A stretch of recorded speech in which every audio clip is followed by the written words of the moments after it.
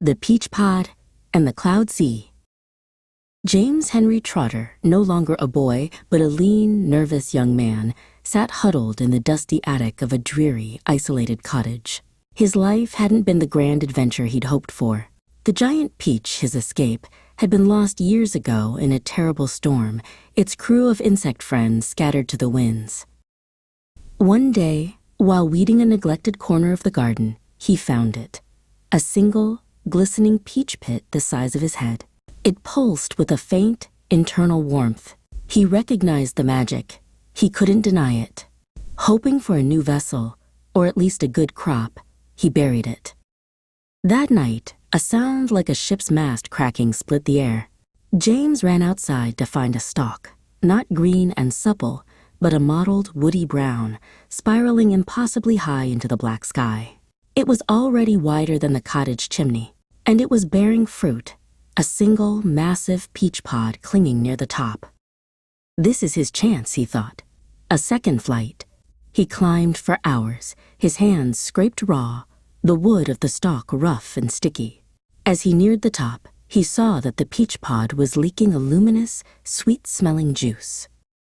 He pulled himself up onto a thick, horizontal branch just below the clouds. Here, a vast, white cloud sea stretched out, broken only by other strange growths, giant cabbages, enormous acorns, and, most notably, a massive, crudely built wooden fortress that seemed to float on the mist. As James stared, aghast, he heard a sound, not a giant's voice, but a high, manic cackle. Well, well, what have we here?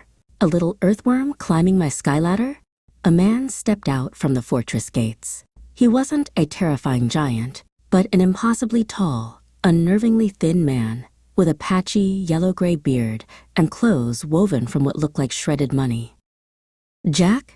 James whispered, trembling. "The one and only," Jack boasted, hefting a gleaming golden egg in his hand.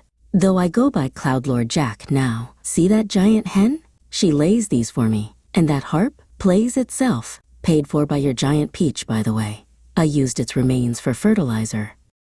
He pointed a long, bony finger at the immense leaking peach pod above them. "That's my new project. A new ship, a better ship, not sailing over the sea, but through the clouds."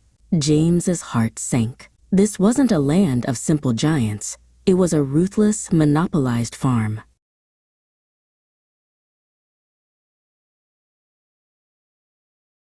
"But you're a good climber, little man. I could use a servant. You can tend to the peach pod until it's ready. You'll never go hungry, and you'll get to breathe the finest air money can buy." James looked past Jack to the great fortress, and then up at the massive peach pod dripping its sweet nectar. His second chance wasn't a joyful shared journey. It was a lonely, gilded cage.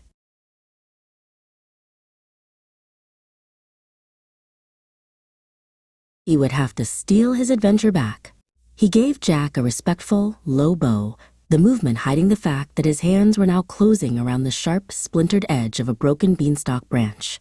He wasn't just James Henry Trotter anymore. He was the master of his own daring. He was a second, unexpected climber.